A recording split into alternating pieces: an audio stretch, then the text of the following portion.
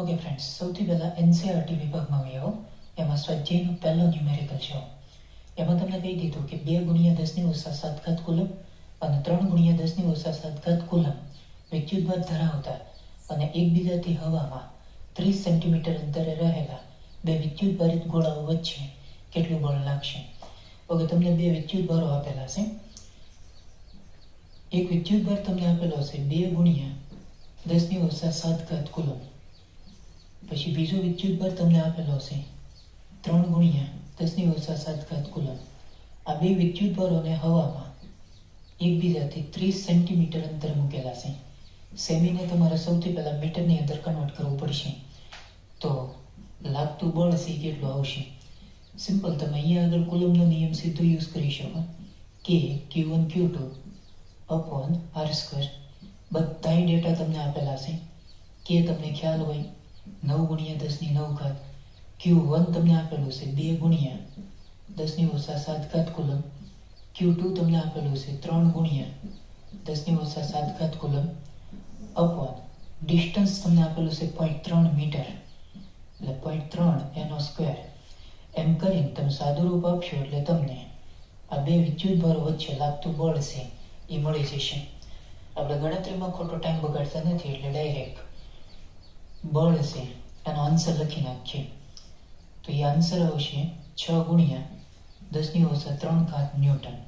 Listen, આ બે વિદ્યુતભારો સજાતીય છે. સજાતીય વિદ્યુતભારો હોય તો એમની વચ્ચે ફરજિયાત અપાકર્ષી બળ લાગે. એટલે અહીંયા આગળ જે બળ લાગશે એ અપાકર્ષી પ્રકારનું હશે. એગ્રી? હાવ એકદમ સિમ્પલ હતો અને સ્ટ્રેટ ફોરવર્ડ આખો ન્યુમેરિકલ છે એ કહી શકાય. ત્યાર પછી એનસીઆરટીનો સ્વાધ્યાયનો બીજો ન્યુમેરિકલ જો. રકમ સમજવાનો પ્રયત્ન કરો. એમાં તમને કહી દીધું કે 0.4 માઇક્રોકુલમ વિદ્યુતભાર ધરાવતા એક નાના ગોળા પર બીજા -0.8 માઇક્રોકુલમ વિદ્યુતભાર ધરાવતા નાના ગોળા વડે હવામાં લાગતું સ્થિત વિદ્યુત બળ 0.2 ન્યૂટન છે.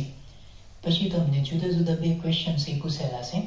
એમાં સૌથી પહેલો ક્વેશ્ચન, બે વિદ્યુતભારો વચ્ચેનું અંતર કેટલું હશે. ત્યાર પછી સેકન્ડ, બીજા ગોળા પર પ્રથમ ગોળાને લીધે લાગતું બળ કેટલું હશે. ઓકે, તમને બે ચાર્જ આપેલા છે. Q1 તમને આપેલું છે 0.4 માઇક્રોકુલમ. માઇક્રો એટલે 10⁻6 થશે. પછી બીજો વિદ્યુતભાર તમને આપેલો છે -0.8 માઇક્રો એટલે 10⁻6 કુલમ થશે. એગ્રી? બળ તમને આપેલું છે એ આપેલું છે 0.2 ન્યૂટન. એગ્રી? હવે અહીંયા આગળ વિદ્યુતભારો છે વિજાતીય છે. વિજાતીય વિદ્યુતભારો હોય તો એમની વચ્ચે હંમેશા આકર્ષી પ્રકારનું બળ લાગે. એટલે અહીંયા આગળ જે બળ આવશે એ નેગેટિવ લેવું પડશે. નેગેટિવ સાઇન શું બતાવશે? બળ આકર્ષી પ્રકારનું છે. એગ્રી? તમારે પહેલા ક્વેશ્ચનમાં RC ફાઇન્ડ કરવાનું છે. તમે સિમ્પલ અહીંયા આગળ કુલમનો નિયમ યુઝ કરી શકો. કે Q1 Q2 અપોન R². અહીંથી તમારે R ને કરતા બનાવવાનો, એટલે R² શું થશે? કે Q1 Q2 / F. બધાય ડેટા સી તમને આપેલા છે. કે એટલે 9 × 10⁹.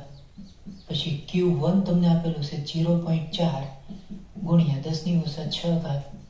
Q2 તમને આપેલું છે -0.8 × 10⁻6 કુલમ અપોન ફોર્સ તમને આપેલું છે -0.2. એગ્રી?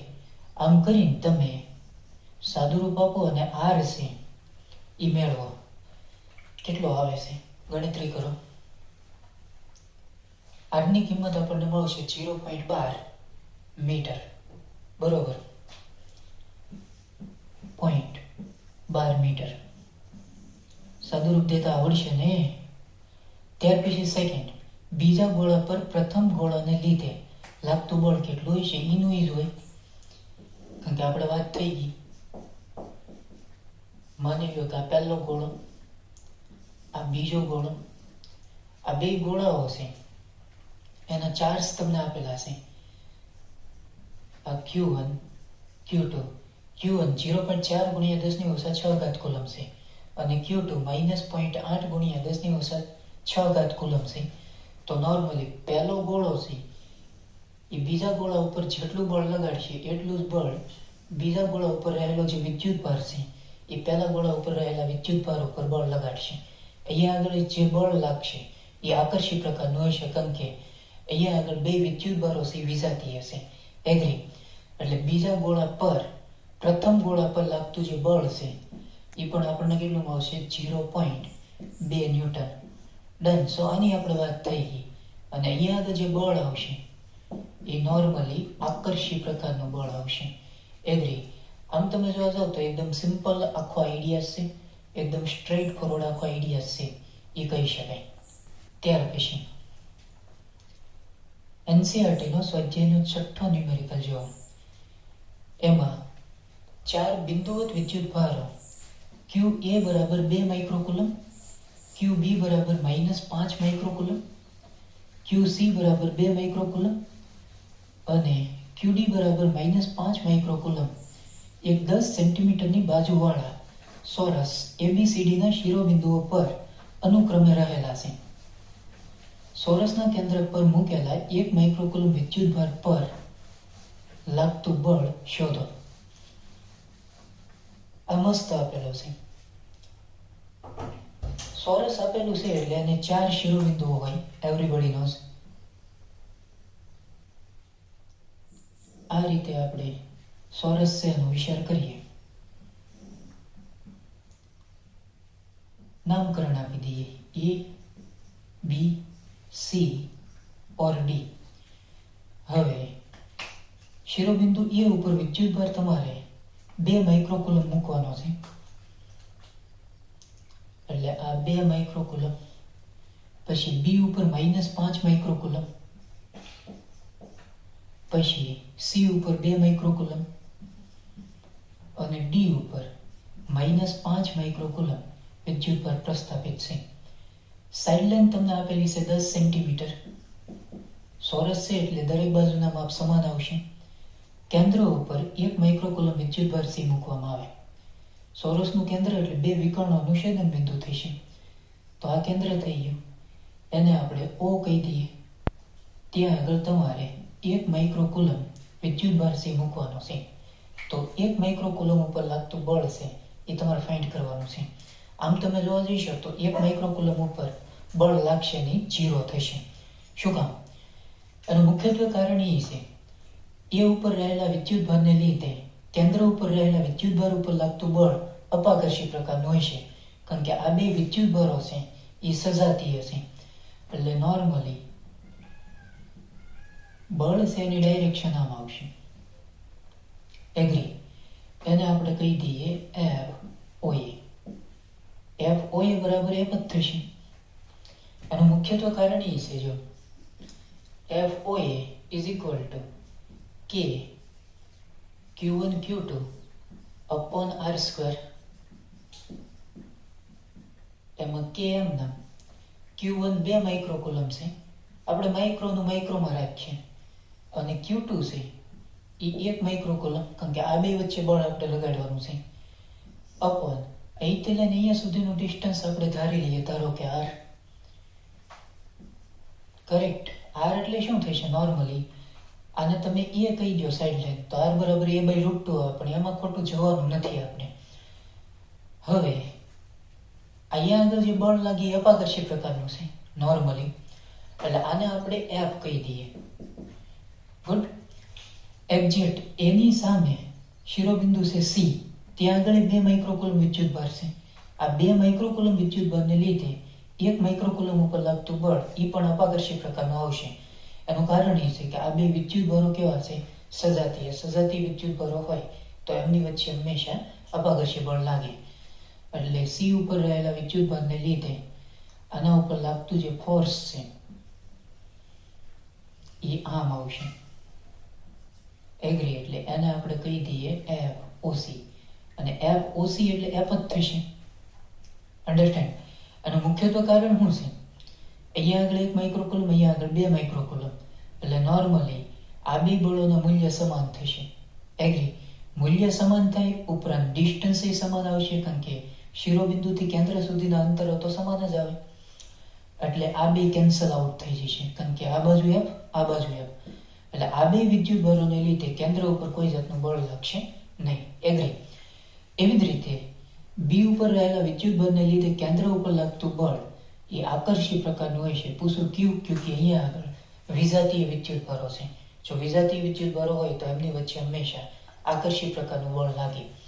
એટલે અહીંયા આગળ F OB બરાબર F ડેશ આપણે લઈ લઈએ, કારણ કે અહીંયા આગળ -5 માઇક્રોકુલમ, અહીંયા આગળ 1 માઇક્રોકુલમ, આ બે વચ્ચેનું ડિસ્ટન્સ તો સેમ જ રહેવાનું.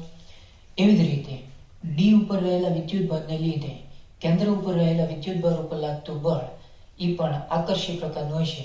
એનું કારણ એ છે કે આ બે વિદ્યુત ભારો છે એ વિજાતીય છે, એટલે બળની જે ડાયરેક્શન આવશે આમ આવશે, આકર્ષણ થાય, એને આપણે કહી દઈએ FOD that equal to F. અહીંયા આગળ -5 માઇક્રોકુલમ, અહીંયા આગળ -5 માઇક્રોકુલમ, અને ડિસ્ટન્સ શિરોબિંદુથી કેન્દ્ર સુધીનું સમાન છે. તો આ બે બળોના મૂલ્ય સમાન આવશે પણ વિરુદ્ધ દિશામાં આવશે, એટલે આ કેન્સલ થઈ જશે. જો કેન્સલ થાય તો અલ્ટિમેટલી કેન્દ્ર ઉપર રહેલા જે વિદ્યુત ભાર છે 1 માઇક્રોકુલમ, એના ઉપર નેટ ફોર્સ કેટલું આવશે? 0 આવશે. એગ્રી. અને આપણે કાલે વધારે ડિટેલની અંદર માહિતી મેળવી, બરોબર. તો આ રીતે તમારે જવાનું છે. ઇન શોર્ટમાં કોન્સેપ્ટ બેઝ તમારે જવું પડશે. ઈઝી હતો દાખલો આખો. ત્યાર પછી ઉદાહરણ નંબર 6 જો NCERT નું. એમાં તમને કહી દીધું સ્મોલ l લંબાઈના સમબાજુ ત્રિકોણના શિરોબિંદુઓ પર 3 વિદ્યુત ભારો Q1, Q2 અને Q3 દરેક Q બરાબર છે.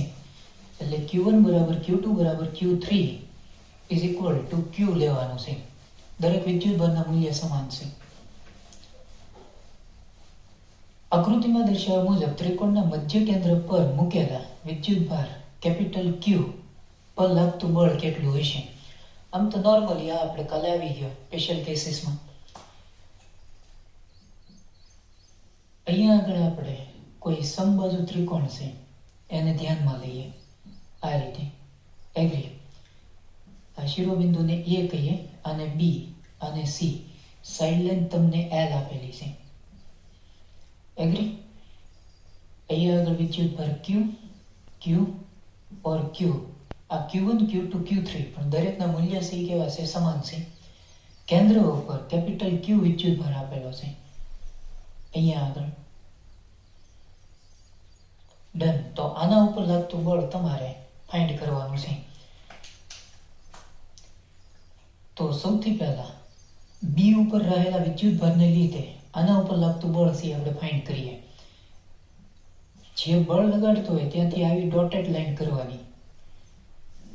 એ ફોર્સ આમ આવશે, અને આ જે ફોર્સ છે એ થશે F. આને આપણે બિંદુ O કહી દઈએ, એટલે F OB that equal to F જ થશે, કારણ કે દરેક શિરોબિંદુ ઉપર વિદ્યુત ભાર સમાન છે, અને દરેક શિરોબિંદુથી કેન્દ્ર સુધીનું અંતર કેવું આવશે? સમાન. ધારો કે આને આપણે R કહી દઈએ. એગ્રી. એવી જ રીતે C ઉપર રહેલા વિદ્યુત ભારને લીધે કેન્દ્ર ઉપર રહેલા વિદ્યુત ભાર પર લાગતું બળ અપાકર્ષી પ્રકારનું હોય છે. એટલે એક્શન આ રીતે બતાવની, જે ભાઈ બળ લગાડતો હોય ત્યાંથી આવી ડોટેડ લાઈન C બતાવી દેવાની. આ જે બળ આવશે અને આપણે કહી દઈએ F OC. આ પણ F જ આવશે. એગ્રી. સૌથી પહેલા આ બેયનું તમે પરિણામી ફાઇન્ડ કરો. સમાંતર બાજુ ચતુષ્કોણનો તમે યુઝ કરશો એટલે પરિણામી બળ ઉપર આવશે. સબાસા બનાવતા તમને આવડે. E ફોર્સ આમ આવશે, એને આપણે F ડેશ કહીએ. સબાસા બને જુઓ ને. એગ્રી. હવે આ બે વચ્ચેનો એંગલ તમને ખ્યાલ હોવો જોઈએ.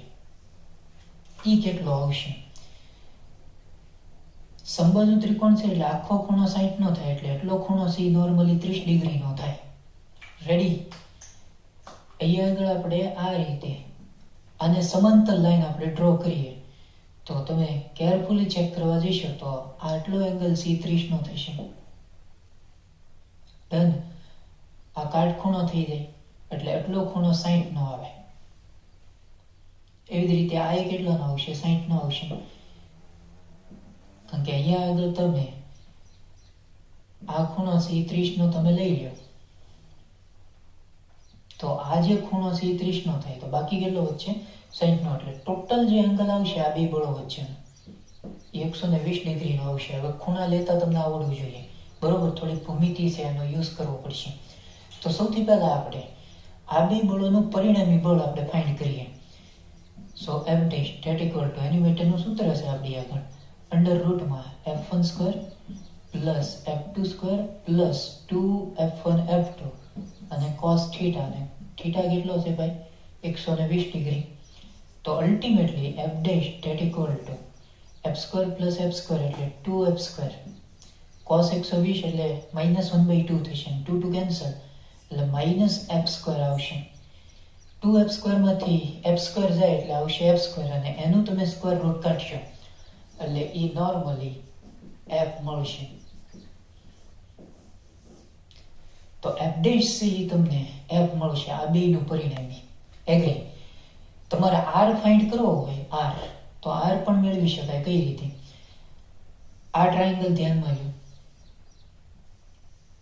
આ એમાં અહીંયા આગળ ખૂણો છે 30 નો છે, તમે cos થીટા વાપરી નાખો એટલે cos 30 that equal to પાસેની બાજુ આખી લેન્થ l છે તો આ અડધી છે કારણ કે આ લંબાત થઈ ગયો. એગ્રી? એટલે પાસેની બાજુ થઈ જાય l/2 અને આ કર્ણ થાય કારણ કે આ કાટખૂણો એ r છે. cos 30 એટલે શું લખાય √3/2 that equal to l/2r. અહીંથી 2 2 કેન્સલ એટલે r બરાબર તમને મળે l/√3. એટલે દરેક શિરોબિંદુથી અંતર છે આપણને કેન્દ્ર સુધીનું કેટલું મળશે l/√3. બરોબર. આમ એવી કોઈ જરૂર નથી કે તમારે r છે l/√3 લઈને જ ગણતરી, કારણ કે શિરોબિંદુથી કેન્દ્ર સુધીનું અંતર તો સમાન જ આવશે. આ સમબાજુ ત્રિકોણ છે એનું મધ્ય કેન્દ્ર કઈ રીતે નક્કી થાય? 3 મધ્યગાઓનું છેદન બિંદુ એટલે ડિસ્ટન્સ છે એ શિરોબિંદુથી કેન્દ્ર સુધીના ઇક્વલ જ આવવાના. હવે આ એ ઉપર રહેલા વિદ્યુતભારને લીધે કેન્દ્ર ઉપર રહેલા વિદ્યુતભાર ઉપર લાગતું બળ આપણે ફાઇન્ડ કરવાનું. જો અહીંયા આગળ સજાતીય વિદ્યુતભારો છે એટલે એ ઉપર રહેલા વિદ્યુતભારને લીધે કેન્દ્ર ઉપર રહેલા વિદ્યુતભાર ઉપર લાગતું બળ નીચે તરફ આવશે એટલે EFOA is equal to F જ થશે કારણ કે A થી O સુધીનું અંતર R થશે. R મળે તો l/√3 એટલે F જ આવશે. તમે કેરફુલી ચેક કરવા જશો તો આ બેયનું પરિણામી ઉપર છે F મળે અને એ ઉપર રહેલા વિદ્યુતભારને લીધે કેન્દ્ર ઉપર રહેલા વિદ્યુતભાર ઉપર લાગતું બળ નીચે તરફ છે અને એ પણ કેટલું છે F છે. એટલે આ બે બળો પરસ્પર વિરુદ્ધ દિશામાં છે એટલે કેન્સલ થશે. કેન્સલ થાય તો કેન્દ્ર ઉપર રહેલા વિદ્યુતભાર ઉપર લાગતું બળ એ આપણને નેટ કેટલું મળશે 0 મળશે, જે એકદમ સ્ટ્રેટ ફોરવર્ડ આખો આઈડિયા છે એ કહી શકાય. બરોબર. ત્યાર પછીનો ઉદાહરણ નંબર 7 જુઓ. આકૃતિમાં દર્શાવ્યા મુજબ QQ અને -Q વિદ્યુતભારોને સમબાજુ ત્રિકોણના શિરોબિંદુ ઉપર મૂકવામાં આવે છે. દરેક વિદ્યુતભાર પર કેટલું બળ લાગશે? હવે દરેક શિરોબિંદુ ઉપર રહેલા વિદ્યુતભાર ઉપર તમારે બળ C ફાઇન્ડ કરવાનું છે. ઓકે, કરી નાખીએ. કોઈને કઈ આઈડિયા આવતો હોય તો એ પોતાની બુકની અંદર દાખલો સોલ્વ કરવાનો પ્રયત્ન કરે. સમબાજુ ત્રિકોણ તમને કહી દીધો.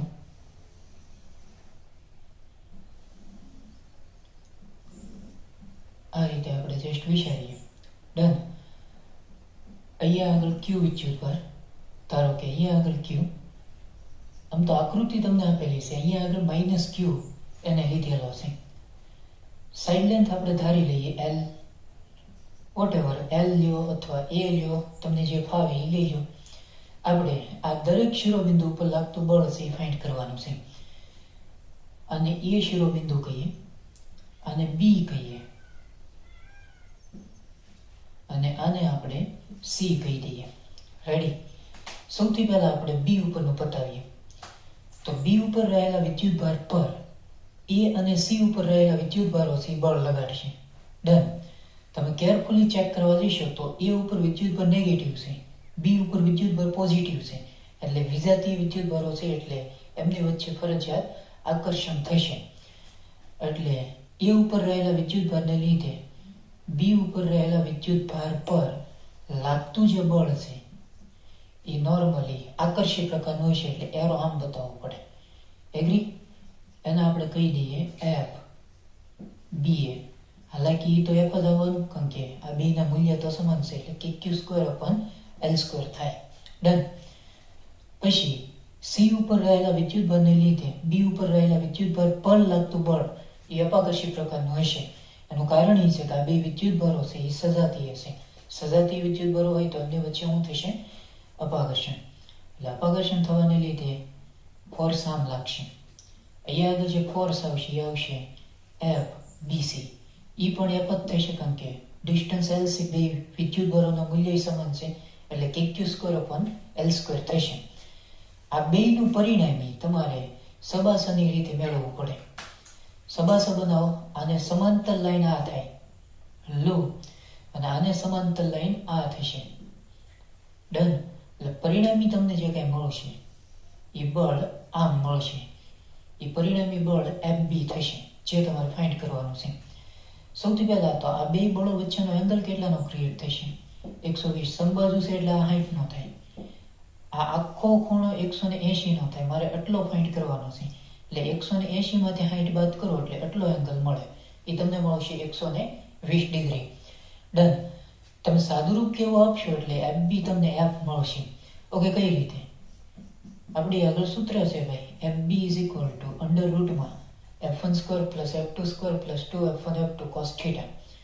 f1 ની જગ્યાએ f, f2 ની જગ્યાએ f2 f1 f2 અને cos 120. cos 120 એટલે -1/2. અહીંથી 2 કેન્સલ.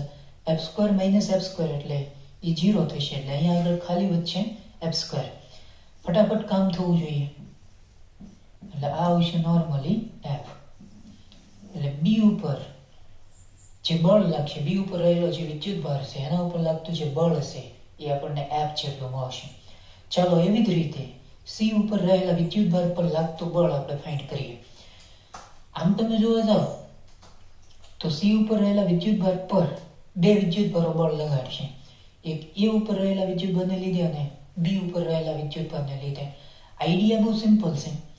એ ઉપર વિદ્યુતભાર નેગેટિવ છે, સી ઉપર પ્લસ છે, તો આકર્ષણ થશે એટલે બળ એની જે ડાયરેક્શન આવશે આમ આવશે, મોટી આકર્ષણ થાય. એટલે એને આપણે કહી દઈએ એફ સી એ. હાલાકી એફ જ આવશે. ડન. બી ઉપર રહેલા વિદ્યુતભારને લીધે સી ઉપર રહેલા વિદ્યુતભાર પર લાગતું બળ અપાકર્ષી, કારણ કે સજાતીય વિદ્યુતભારો છે એટલે બળની ડાયરેક્શન આમ આવશે. એને આપણે કહી દઈએ એફ સીબી. એ પણ એફ જ આવશે, કારણ કે વિદ્યુતભારના મૂલ્ય સમાન છે, અંતર સમાન છે. સબાસા તમે બનાવવા જાઓ એટલે પરિણામી બળ તમને આને સમાંતર લાઈન આ અને આને સમાંતર લાઈન આ થશે, એટલે પરિણામી તમને આમ મળશે. આ તમને મળશે એફસી. આ બે વચ્ચેનો ખૂણો હવે કેટલો બનશે? 120. આ જ થઈ ગયું નોર્મલી. એગ્રી? કારણ કે સમબાજુ છે એટલે આ ખૂણો 60 નો થાય, આખો 180. તમારે એટલો ગોતવાનો છે, બે બળો વચ્ચેનો એંગલ લેવાનો. એગ્રી? તો 180 માંથી તમે 60 બાદ કરો એટલે એ કેટલું આવશે? 120. એટલે એફસી છે એ પણ તમને કેટલું મળશે? એફ. એટલે સી શિરોબિંદુ ઓર બી શિરોબિંદુ એના ઉપર જે વિદ્યુતભાર છે એના ઉપર લાગતું જે બળ છે એ બે સમાન આવશે, પણ ડાયરેક્શન આની આમ આવે, આની આમ આવે છે. હવે એ ઉપર રહેલા વિદ્યુતભાર પર લાગતું બળ આપણે ફાઇન્ડ કરીએ. તો બી ઉપર રહેલા વિદ્યુતભારને લીધે એ ઉપર રહેલા વિદ્યુતભાર પર લાગતું બળ આકર્ષી પ્રકારનું હશે, કારણ કે વિજાતીય વિદ્યુતભાર છે માઇનસ ક્યુ, આ પ્લસ ક્યુ, એટલે આકર્ષણ થશે. એટલે આમ લખીએ કે F A B date equal to F. આ ડિસ્ટન્સ તો સમાન છે. એવી જ રીતે સી ઉપર રહેલા વિદ્યુતભારને લીધે એ ઉપર રહેલા વિદ્યુતભાર પર લાગતું બળ એ પણ આકર્ષી પ્રકારનું હશે, કારણ કે વિજાતીય વિદ્યુતભારો છે. એટલે આ આવશે F AC is equal to F. આ બે બળો વચ્ચેનો એંગલ 60 ડિગ્રીનો થશે.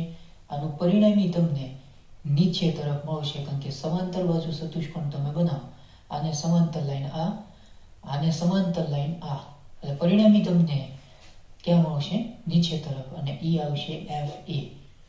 તો એફ એ કેટલું મળે? તમારે સીધો આ સૂત્રનો યુઝ કરવાનો છે. અહીંયા આગળ જે થીટા છે એની જગ્યાએ તમારે કેટલા લેવા પડે? 60 ડિગ્રી. ડન. તો અલ્ટિમેટલી એ ઉપર રહેલા વિદ્યુતભાર ઉપર કેટલું બળ આવશે? cos 60 એટલે 1/2. અહીંથી 2 2 કેન્સલ એટલે f² + f² + f². cos 60 એટલે 1/2, અહીંથી 2 ગયો. રેડી? એટલે √3f. એગ્રી? એટલે આનો જે આન્સર આવશે એ આવશે √3f. અધરવાઇઝ f ની જગ્યાએ તમે આવું લખી શકો કે q²/L². ડન. સો આ બેઝિક આખો આઈડિયા છે, જે એકદમ સિમ્પલ આખો આઈડિયા છે એ કહી શકાય. બરોબર. ત્યાર પછી એનસીઆરટીના સ્વાધ્યાયનો 12મો ન્યુમેરિકલ જો આ તમને મસ્ત આપેલો છે. રકમ સમજવાનો પ્રયત્ન કરો એટલે આખો આઈડિયા છે એ ક્લિયર થાય. એમાં પહેલો ક્વેશ્ચન આપણે જોઈએ. કોપરના અલગ કરેલા બે ગોળાઓ A અને B ના કેન્દ્રો વચ્ચેનું અંતર 50 સેન્ટીમીટર છે. જો દરેક પરનો વિદ્યુતભાર 6.5 × 10⁻7 કુલમ હોય તો તેમની વચ્ચે પરસ્પર લાગતું અપાકર્ષણ બળનું મૂલ્ય કેટલું થશે? A અને B વચ્ચેના અંતરની સરખામણીએ તેમની ત્રિજ્યાઓ અવગણી શકાય તેવી છે. ઓકે. સૌથી પહેલા આપણે એ ક્વેશ્ચન છે સોલ્વ કરીએ. કોપરના બે ગોળાઓ છે, રેડિયસ સમાન છે એવું આપણે ધારીએ. બરોબર. બે ગોળાઓની રેડિયસ છે સમાન છે. આ બે ગોળાઓ એકબીજાથી 50 સેન્ટીમીટર દૂર મૂકેલા છે. હવે 50 સેમી છે અને સૌથી પહેલા મીટરમાં કન્વર્ટ કરો એટલે r તમને મળશે 0.5 મીટર. ડન. ગોળાઓ આપ્યા હોય ને ત્યારે ગોળાના કેન્દ્રથી ડિસ્ટન્સ માપવાનું. એટલે આ બે ગોળાના કેન્દ્રથી ડિસ્ટન્સ 0.5 થશે. આ બે ગોળાઓ ઉપર 6.5 × 10⁻7 કુલમ વિદ્યુતભાર છે. અને આપણે Q1 કહીએ. એ આપેલો છે 6.5 × 10⁻7 કુલમ. પછી આના ઉપરનો વિદ્યુતભારને Q2 કહીએ. એ પણ 6.5 × 10⁻7 કુલમ જેટલો વિદ્યુતભાર છે. ડન. તો તમારે આ બે ગોળાઓ ઉપર લાગતું બળ છે ફાઇન્ડ કરવાનું છે, વિદ્યુતીય બળ. તો સિમ્પલ તમે કુલમનું સૂત્ર યુઝ કરી શકો. F = K Q1 Q2 / r². હાલાકી Q1 અને Q2 તો સમાન છે તો K Q² / r² લખી શકાય. Q1 = Q2 = Q લઈ લઈએ. હવે કિંમત મૂકો. K એટલે 9 × 10⁹ અને Q તમને આપેલું છે 6.5 × 10⁻7 એનો સ્ક્વેર. r તમને આપેલું છે 0.5 એનો સ્ક્વેર. આનું તમે સાદું રૂપ આપશો એટલે તમને આન્સર છે એ મળી જશે. એ આન્સર 1.5 × 10⁻² ન્યૂટન. અને અહીંયા આગળ જે બળ આવશે એ નોર્મલી અપાકર્ષી પ્રકારનું આવશે, કારણ કે સજાતીય વિદ્યુતભારો છે.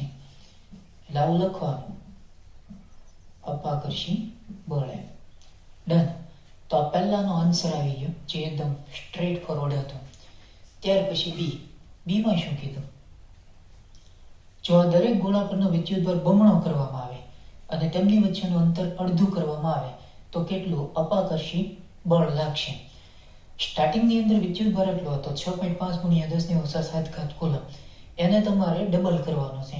ડબલ કરશો તો 6.5 × 10⁻7 એને ગુણ્યા 2 કરવું પડે. એટલે એ કેટલું આવશે? 13 આવશે. એટલે આ રીતે આપણે જસ્ટ વિચારીએ. એટલે હવે અહીંયા આગળ નવો વિદ્યુતભાર એટલે એને આપણે કહી દઈએ Q1'. એ થશે 13 × 10⁻7 કુલમ. કારણ કે આના ઉપરનો વિદ્યુતભાર તમે ડબલ કરો છો એવું રકમમાં તમને સ્પષ્ટ કહી દીધું. આ Q2 એ પણ 13 × 10⁻7 કુલમ. અને ડિસ્ટન્સ છે એ અડધું કરવામાં આવે. સ્ટાર્ટિંગમાં ડિસ્ટન્સ કેટલું હતું? 0.5 મીટર. એનું અડધું કેટલું થશે ભાઈ? એના r' કહીએ તો એ 0.25 મીટર થાય. લો 0.5 નું અડધું એટલે 0.25. એગ્રી? તો હવે બળ કેટલું આવશે? તો F dash is equal two કે. આ બે ગોળા ઉપર વિદ્યુતભાર તો સમાન છે એટલે તમે કે ક્યુ સ્ક્વેર આવું લખી શકો અને છેદની અંદર આર ડેશ નો સ્ક્વેર. કે એટલે 9 ગુણ્યા 10 ની 9 ઘાત, ક્યુ 13 ગુણ્યા 10 ની ઓછા 7 ઘાત કુલમ એનો સ્ક્વેર અપોન નવું ડિસ્ટન્સ હવે આવશે 0.25 એટલે 0.25 નો વર્ગ. એમ કરીને તમે આનું સાદું રૂપ આપશો એટલે તમને એફ ડેશ સી મળી જશે. બરોબર, એ તમને મળશે 0.24 ન્યૂટન. 0.24 ન્યૂટન. હાલાકી અહીંયા આગળ બળ કેવું આવશે? अपाकर्षी प्रकार में. पूछो क्यों? क्योंकि ये दोनों चार्ज है वो सजातीय है. सजातीय है इसीलिए उसके बीच अपाकर्षी बल आएगा. डन. एमा ने एमा एनो कॉर्नर क्वेश्चन से 13. કોપરના અલગ કરેલા બે એક સમાન માપના ગોળાઓ A અને B ના કેન્દ્રો વચ્ચેનું અંતર 50 સેન્ટીમીટર છે. જો દરેક પરનો વિદ્યુતભાર 6.5 ગુણ્યા 10 ની ઓછા 7 ઘાત કુલમ હોય તો ત્રીજો તેમના જેવો જ પણ વિદ્યુતભાર રહિત ગોળો A ગોળા સાથે સંપર્કમાં લાવી ત્યારબાદ B ગોળા સાથે સંપર્કમાં લાવી તે બંનેથી દૂર કરવામાં આવે છે. હવે A અને B વચ્ચેનું નવું અપાકર્ષી બળ કેટલું હશે? હમણાં આપણે જે 12મો ન્યુમેરિકલ સોલ્વ કર્યો એના ઉપરનો જ આપેલો છે. ગોળા ઉપરના વિદ્યુતભાર એના જ રાખેલા છે, ડિસ્ટન્સ પણ એનું જ રાખેલું છે. ડન. પણ આમાં એવડા લોકોએ થોડીક રમત કરી. રમત શું કરી? જો ત્રીજો તેમના જેવો જ પણ વિદ્યુતભાર રહિત ગોળો એ સાથે સંપર્કમાં લાવવામાં આવે ત્યારબાદ B ગોળા સાથે સંપર્કમાં લાવી તે બંનેથી દૂર કરવામાં આવે. એટલે માની લો કે કોઈ વિદ્યુતભાર રહિત ગોળો આપણે C નો વિચાર કરીએ. આ વિદ્યુતની દ્રષ્ટિએ તટસ્થ છે એટલે આના ઉપર કોઈ વિદ્યુતભાર નથી એટલે આના ઉપરનો જે ચાર્જ છે એ 0. સૌથી પહેલા આ વિદ્યુતભાર રહિત ગોળો C છે એનો તમારે ગોળા A સાથે સંપર્કમાં લાવવાનો છે. આને આપણે ગોળો B કહીએ. સંપર્કની મેથડ આપણે ભણી ગયા. ત્રિજ્યાઓ સમાન હોય તો તમે આવું લખી શકો નોર્મલી. આ ગોળો E એના સંપર્કમાં વિદ્યુતભાર રહિત ગોળો C ને તમે લાવો. એ ઉપર વિદ્યુતભાર કેટલો છે ભાઈ? 6.5 ગુણ્યા 10 ની ઓછા 7 ઘાત કુલમ. C ઉપર વિદ્યુતભાર કેટલો છે? 0. એટલે ટોટલ વિદ્યુતભાર કેટલો આવે? A વત્તા C ઉપરનો 6.5 ગુણ્યા 10 ની ઓછા 7 ઘાત કુલમ. સંપર્કમાં લાવી અને છૂટા પાડો. આ ગોળો A આ ગોળો C સંપર્કમાં લાવી અને તમે છૂટા પાડીશો એટલે વિદ્યુતભાર C અડધો અડધો થશે. એટલે 6.5 ગુણ્યા 10 ની ઓછા 7 ઘાત કુલમ છે એનું અડધું કેટલું આવે? 3.25 ગુણ્યા 10 ની ઓછા 7 ઘાત કુલમ. આના ઉપર વિદ્યુતભાર કેટલો આવશે? 3.25 ગુણ્યા 10 ની ઓછા 7 ઘાત કુલમ. હવે શું કરવાનું છે? આ ગોળા C ને ગોળા B સાથે સંપર્કમાં લાવો. રેડી. હવે C ઉપર વિદ્યુતભાર આવી ગયો એટલે આ માની લો કે ગોળો B આ ગોળો C. B ઉપર વિદ્યુતભાર છે 6.5 ગુણ્યા 10 ની ઓછા 7 ઘાત કુલમ અને C ઉપર વિદ્યુતભાર હવે કેટલો છે? 3.25 ગુણ્યા 10 ની ઓછા 7 ઘાત કુલમ.